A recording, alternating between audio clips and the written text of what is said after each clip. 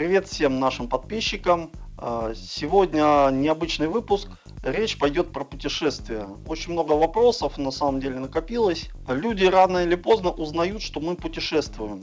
И путешествуем достаточно много. Задают много вопросов, кто мы, чем мы занимаемся. Сегодня все эти вопросы рассмотрим и постараюсь рассказать по каждому вопросу более подробно.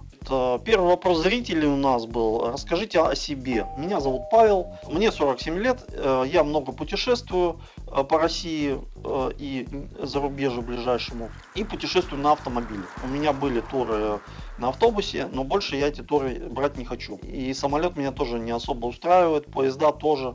Все это привязывается к расписанию, поэтому меня это не устраивает в плане того, что это неудобно для меня, в плане блогов, в плане записи, фотографий. Люблю теперь уже ездить со своей семьей.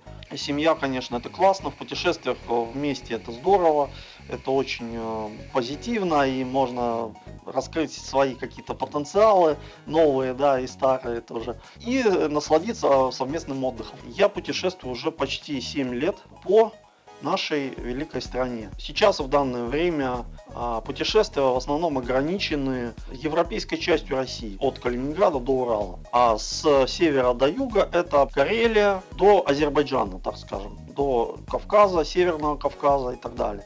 Следующий вопрос зрителя, их было несколько на самом деле, потому что я выбирал наиболее часто задаваемые вопросы от наших зрителей. Почему именно Россия, а не зарубежье?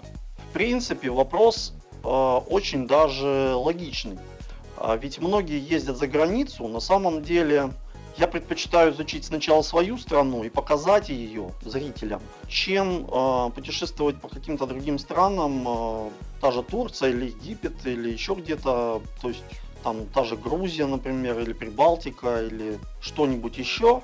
Я думаю, что лучше всего все-таки изучить свою страну сначала, ту родину, где мы живем, и показать ее красиво, хорошо, чтобы действительно было интересно, чтобы расширить наши с вами возможности. То есть для путешествий, для туризма. Люди смотрят наши ролики про путешествия, аэросъемку, которую я делал на протяжении уже 7 лет. Занимаюсь аэросъемкой. И, соответственно, вопросы, то есть сами собой рождаются под роликами. Очень часто в личные сообщения просто пишут люди, что а что вы путешествуете, а много, как нам лучше поехать, куда поехать. Вот такие вот часто задаваемые вопросы я выписал себе и постараюсь на все эти вопросы сегодня ответить. Я сразу дам ссылку на ролик, люди посмотрят и все, в принципе, узнают. Что нам, собственно, дают путешествия? Следующий вопрос. Эмоции, впечатления. Естественно, конечно, фотографии. Это будет уже следствие, что хочется эти впечатления запомнить. И, соответственно, мы фотографируемся сами, других людей фотографируем в путешествиях. Что еще? Видеосъемка. То есть видео позволяет все-таки и картинку передать в движении, и звук, соответственно, чтобы вообще максимально хорошо запомнить места. У нас путешествия это 2 в 1. Это отдых с одной стороны, а с другой стороны это работа. Это та же работа, на которой мы работаем каждый день на протяжении года, но это работа со сменой обстановки. Бывают такие моменты, которые более-менее напряженные. Например, пошел дождь, там такая плохая погода, испортилась погода, да, в путешествии. То есть не всегда бывает ясно, не всегда бывает прям безоблачно, все хорошо, красиво. Бывают моменты, когда там что-то пошло не так. Собственно, мы к этому готовимся, мы знаем, что планы могут не состояться, поэтому мы берем, конечно, много запасных вещей, которые мало ли когда-то пригодятся в путешествии. Такое вот туристическое решение. Кидайте донатики и скинем вам локацию. Донатики кидаем вот за такой вот лайфхак. У нас была проблема, над костром надо было подержать вот такую сеточку. Просто берем строительный скотч, обертываем вокруг палочки, и таким образом она поджарится. Это в плане экипировки я чуть попозже расскажу. Вот у нас есть вопрос про экипировку. Я отвечу на него чуть позже. Это серьезная вещь, правильно подобрать экипировку, и что нам дают путешествия еще, да, то есть это та память, которая остается с тобой на всю жизнь. Например, мы съездили в Карелию, и запомнили вот определенные точки, места, где действительно классно, можно поехать еще каждый год ездить и отдыхать именно в этих местах. Дальше, следующий вопрос. Какие цели и задачи мы ставим перед собой?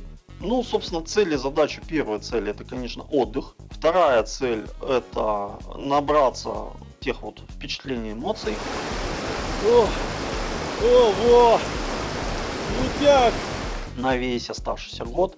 Сделать побольше фотографий, сделать видеоролики, чтобы действительно можно было и друзьям, и родственникам всем показать, в каких местах мы отдыхали и каким образом, да, что мы там делали, там, с кем встречались и так далее. То есть рассказать о нашей стране, о тех местах, куда стоит поехать.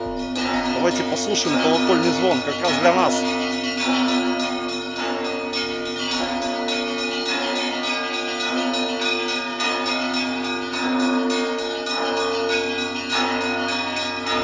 Карта крутая, все понятно, где что смотреть. То есть мы где-то тут, наверное, тут или тут.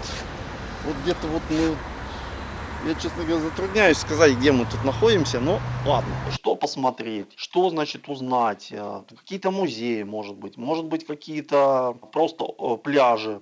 Или рыболовные места, например, тоже можно изучать. Что? То есть показать нашу страну красивую. Жир чишигine кіресің, қар суыған сезініп. Cansız, tınсız, karangıda yazığa şakıl yatasın. Vakit cidgeç, razı gülü olsun şeşek atası. Gür uykusundan uyanıp, gözlerini açarsın. Örmüşten yaman mübarek. Те места, где действительно классно отдыхать и куда стоит поехать, что-то посмотреть, может какие-то развлекушки, да, поразвлекаться. Вот где-то, кстати, в каких-то городах мы встречаем парк развлечений. Ощущения какие? Великолепные. Или зоопарк, или что-то еще. Вот действительно, вот таких животных в обычной жизни ты не увидишь. Вкусно, скажи. Вкусно, да, еще морковки. Да, еще морковки. Быстро дал мне морквы. Какой ты Мам, смотри, я его глажу быстрее. У него рога такие.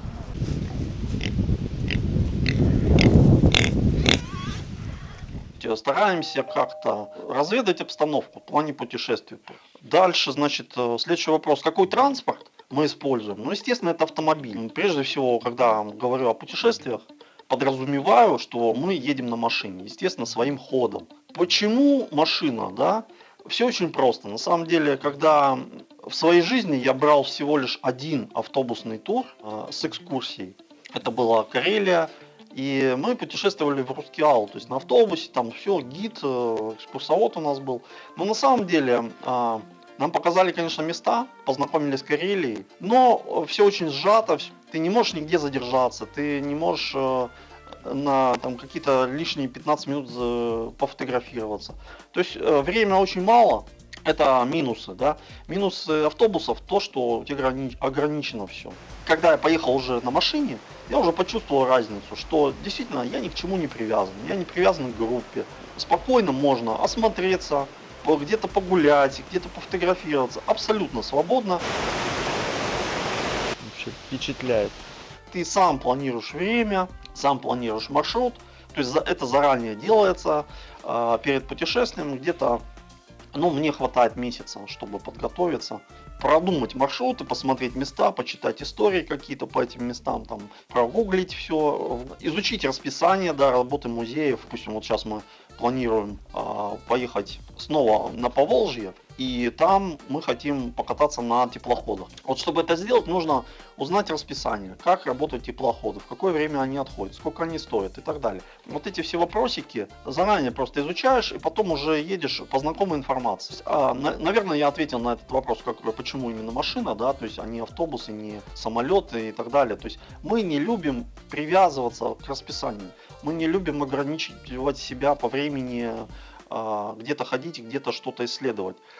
Поэтому мы используем автомобиль, садимся, готовимся, загружаем экипировку И, собственно, едем, куда мы там распланируем, туда и поедем. Может быть, 1 или 2 раза в год мы вот именно так путешествуем. Конечно, в теплое время года, летом, путешествовать намного приятнее, потому что не надо нигде греться. И зимой я тоже путешествовал. В зимнее время в холод, в минус 25, я ночевал в машине при работающем двигателе. И, собственно, в этом не было ничего такого сверхъестественного. Все очень даже хорошо. Главное правильно встать, чтобы выхлопные газы не задували в воздухозаборник. То есть ветер изучить, чтобы машину поставить таким образом, чтобы вот безопасно можно было в машине спать, пока работает движок. С какого года езжу, да, то есть если быть точным, это 2015 год, это первое крупное путешествие, это была вот Карелия. Вообще, на самом деле, туров на машине я сделал очень много. Не только большие путешествия осуществляем, но и крохотные. То есть там буквально область, или 2 области, или 3 области. Ближайшие, то есть это Псковская, Ленинградская, Тверская области и, конечно, наша Новгородская. Если время позволяет, то я, конечно, допустим, у нас в этом году будет 9 дней. В прошлом году была неделя. И мы за эту неделю посмотрели Карелию. Ладожское озеро, доехали до Онежского озера и какие-то места еще в Онежском озере посмотрели. Чтобы не перегружать это видео, я сделаю по каждому путешествию видео отдельно. Расскажу, какие места мы посещали, почему мы выбрали эти места. По ходу тоже будет очень много всего интересного. Неожиданно для всех мы приняли решение съездить в город Вытегру, потому что здесь посмотрели мы по Google картам и нашли офигенный объект, которого нету, наверное, на всем северо-западе России. За моей спиной подводная лодка, представляете, ребят?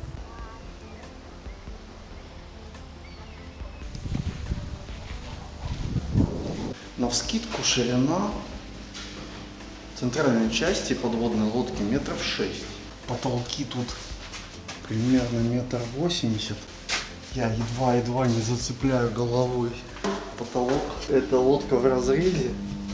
А здесь в разрезе тоже есть устройство торпеды. Лодка 6 торпед.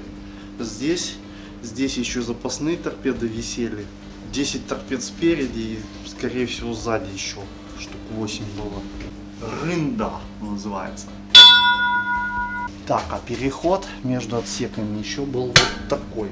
О, вот такой вот был переход. Это старший помощник командира подводной лодки. Такая дверца маленькая, малюсенькая дверца. Здесь тоже малюсенькая дверца. Как можно было так протискиваться? Здесь опять же мы видим дверь, да, шлюз между отсеками. Здесь можно проскочить. Вот, если получится у вас. Гальюн, где, в общем-то, делали дела свои люди. Штурман с картами. Здесь работали с картами, прокладывали маршруты. Гирокомпас, он показывает направление движения лодки. 10 килограмм, 10 атмосфер может выдержать вот этот шлюз. Различные радиостанции расположены. Можно было связаться с любой точкой мира. Там даже какая-то каша варится, смотрите. Каша и вкусняшки. Кушать хочется. Здесь вот располагался КГБшник. Это секретная часть подводной лодки. Здесь хранится архив на каждого члена команды. Да, вон там сейф стоит. Вот, представляете, свет выключился. Лодка лежит на грунте. И вы из одного отсека в другой попадаете в полной темноте. Вот так вот. Это просто жесть. Откуда знаю, я ходил немножко в клуб юных моряков. И поэтому немножко знаком с устройством какого-то там корабля. Еще один галим вот здесь. Вот так вот. Такой туалет был. В корме было всего лишь 4 торпеды, но в носу было 10 торпед. А это, я так понимаю, это как раз и есть тот шлюз спасательный, через который можно было выбраться из подлодки в случае, если подлодка все-таки тонула. Это спасательный буй. Он отмечен именно вот такими штуками, оранжевая и белая. Пуск торпеды был вот таким. Все, торпеда ушла. Осмотр оставляет самые лучшие впечатления.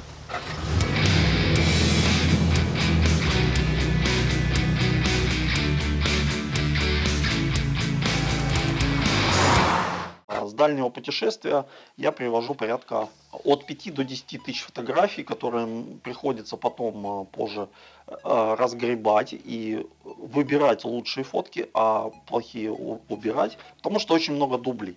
Самый лучший кадр выбираешь и оставляешь его для дальнейшего использования. С какого года мы ездим? Это 2015 год. Я, собственно, и раньше осуществлял какие-то поездки. Допустим, это была Москва, Питер, там какие-то еще города. В общем, обычные поездки, не туры и не блоги. Чтобы нам путешествовать, нужны постоянные зарядки. Это коптер, это мобильные устройства, это видеокамера, фотоаппараты, различные другие гаджеты, там планшет. Их достаточно много разных гаджетов, там GoPro те же камеры, да, то есть для видеозаписи. Очень удобно GoPro использовать, потому что они и под водой снимают, и в воздухе могут снимать, и на штативе можно их закрепить и так далее. То есть это очень обширный способ применения для GoPro. Сейчас уже получается 9-й сезон, будем путешествовать этим летом. Снова это будет Волга-тур. Поволжье — это такие места интересные, они самые разнообразные. Там есть и холмы, и речки с высокими берегами, и очень-очень много всяких артефактов исторических. Война туда не дошла, то есть самих военных действий там не было. Соответственно, эти объекты, церкви там классно сохранились, и там они просто в очень хорошем состоянии, есть что посмотреть, есть о чем рассказать, да. То есть 9-й сезон у нас получается в этом году. Вообще путешествия были и маленькие, то есть меньше 1000 километров. Это наш регион, собственно, Новгородская область, и соседний регион, это Ленинградская область, Тверская, Псковская и Карелия. То есть Московская область, соответственно, я езжу иногда. Смоленскую область понравилось очень. Вот следующий как раз вопрос от подписчика: какие ваши любимые регионы, почему? Любимых регионов много. На самом деле Россия очень большая страна, в ней есть все.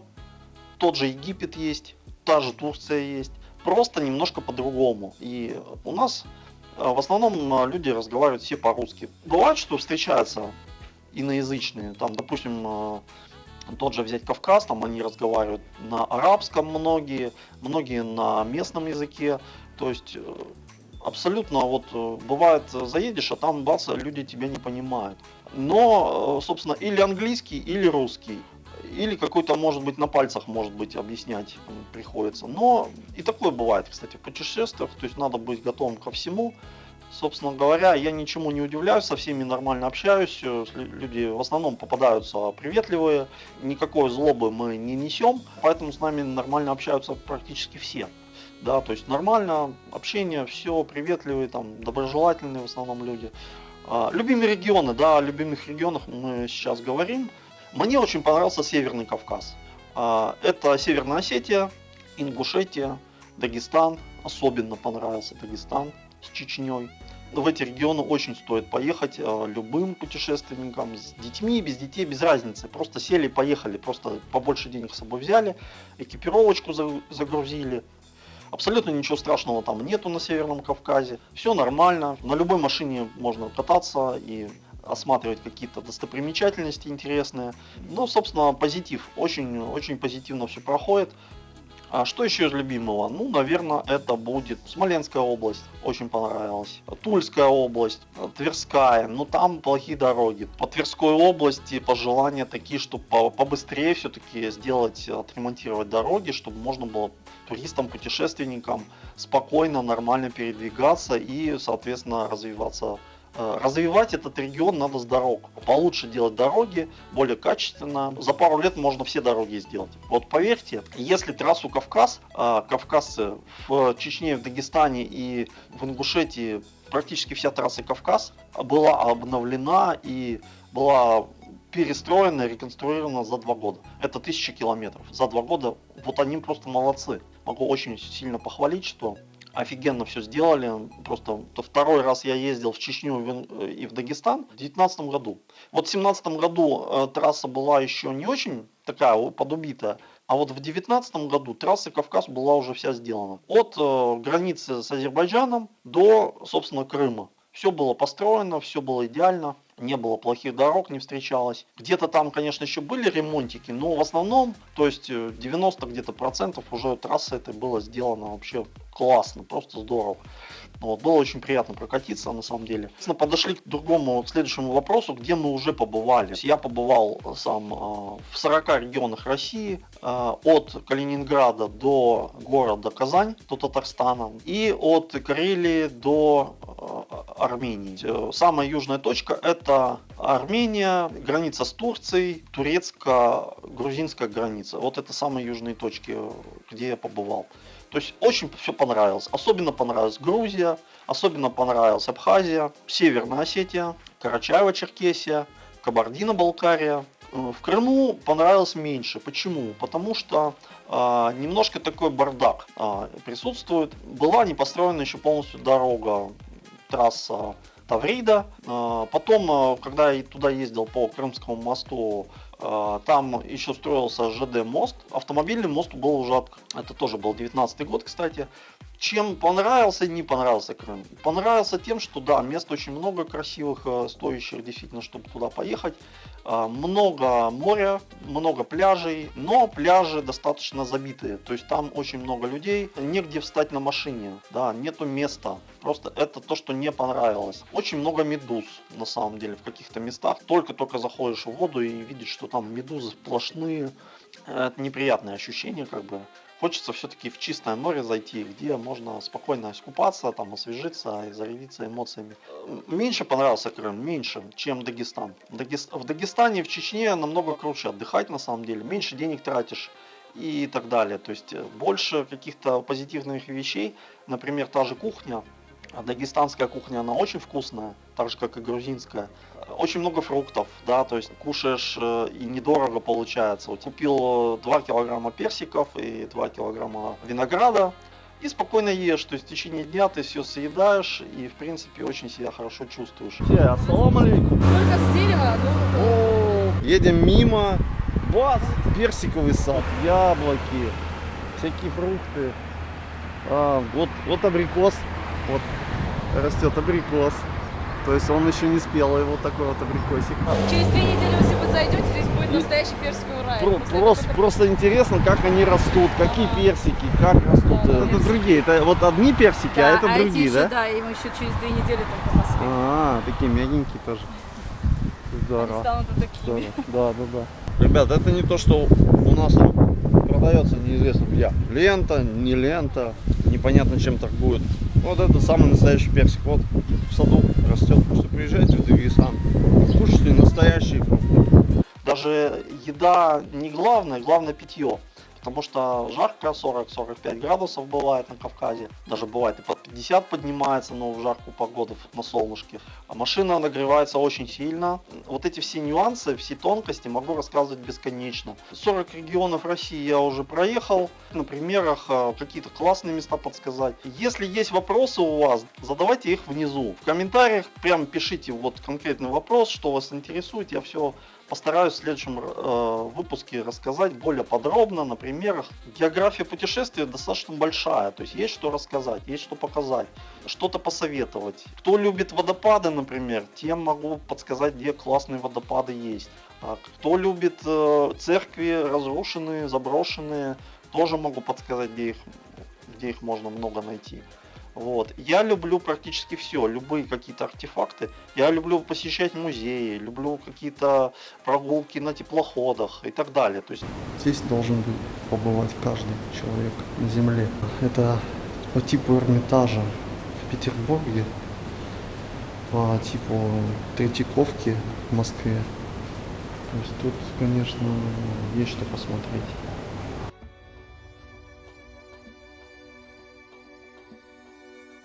Все интересно, просто нам главное сменить обстановку, отвлечься от работы и поехать отдыхать совместно с семьей. Многие блогеры, да, мои знакомые, ездят в разные страны. Турция, Армения, весь Кавказ объезжен, да. у людей. Куда-то дальше поехали, даже кто-то доезжал до Индии, кто-то до Китая доезжал, то есть на машине, на обычной машине, то есть седан обычно. Кто-то ездит через Китай во Владивосток, тоже ребята отважные. Большой привет всем дальним путешественникам, кто нас смотрит. Нам тоже есть чего рассказать, чем поделиться. На самом деле это все будет в следующих выпусках. В один выпуск это точно не вместится. Делаем программу минимум. Я отвечаю на вопросы наших зрителей. Самый последний вопрос у меня записан, это экипировка. Что же мы с собой берем? Мы с собой прежде всего, в жаркую погоду, понятно, что хочется холодненького питья. Поэтому мы с собой берем обычно автохолодильник. Это самая нужная вещь в жаркие отпуска. Зарядки для мобильных устройств, для коптера, для фотоаппарата, для видеокамер. Все зарядки, все проводки надо обязательно с собой взять. Вот. Потом мы берем, естественно, аптечку, собираем. Это тоже очень необходимая вещь. Средства личной гигиены, естественно. Средства от загара, потому что это важно. Это обязательно нельзя забыть, потому что можно сгореть очень быстро. То есть на активном солнце, если будет палящее солнце на Кавказе, где все, пипец, это сгоришь за 2-3 часа, все, вообще до пузырей. Потому что жара стоит неимоверно, 50 градусов на солнце, в тени порядка 35-40 градусов. То есть там невозможно находиться просто так, надо к этому привыкать. Поэтому еще один вариант ответа, почему я не люблю автобусы. Потому что в автобусах всегда идет кондиционер, туда-сюда ты выходишь из прохлады сразу в жару, и тебя обжигает вот эта жара, ты привыкнуть не успеваешь к этой обстановке. Когда ты едешь на машине с открытыми окнами, ты привыкаешь, ты адаптируешься, за 3-4 дня у тебя уже все, организм привык, и ты спокойно перенесешь жаркие времена. Да? Пойдет дождик, соответственно будет попрохладнее, будет приятно, просто вообще кайфово. Поэтому собираемся, экипировку. У кого есть прицеп, берите прицеп, берите побольше вещей нужных, то есть у кого там мини-фургон, вообще замечательно. Вот. У кого, допустим, просто идет автобокс, как у нас автобокс, то есть 480 литров багажник и 420 литров идет автобокс, то есть багажник, который ставится сверху. Туда тоже много очень вещей помещается. Замечательная вещь, сама придумка, автобокс взять. Без него я не знаю, как я без него путешествовал раньше, на самом деле. У меня были путешествия совсем короткие, я без автобокса ездил. Но когда я поставил первый раз автобокс, получается уже 4 года назад, 4 сезона отъездил с автобоксом, я, конечно, почувствовал разницу. Эта вещь просто незаменимая в путешествии, она позволяет быстро доставать, удобно хранить. Без автобокса это просто нельзя сделать. Пихаешь, в багажник ничего не помещается, уже все вещи там уже в салон кладешь что-то, но это не вариант, собственно говоря. Нас сейчас ездит 3, в этом году еще берем собаку с собой, протестируем, как собака будет переносить наш отпуск, то есть будет ли ей комфортно, привыкнет она или не привыкнет, непонятно, то есть мы попробуем все-таки уже вчетвером ехать. Вот такие вот на сегодня новости. На этом, пожалуй, я закончу. Пишите, если что, есть вопросы в комментариях. Если вам понравилось это видео, ставьте лайк. Если не понравилось это видео, ставьте лайк. Ждем вас снова на канале. Подписывайтесь. С вами был Павел, канал МПВ Видео, канал про жизнь и путешествия. До новых встреч, друзья.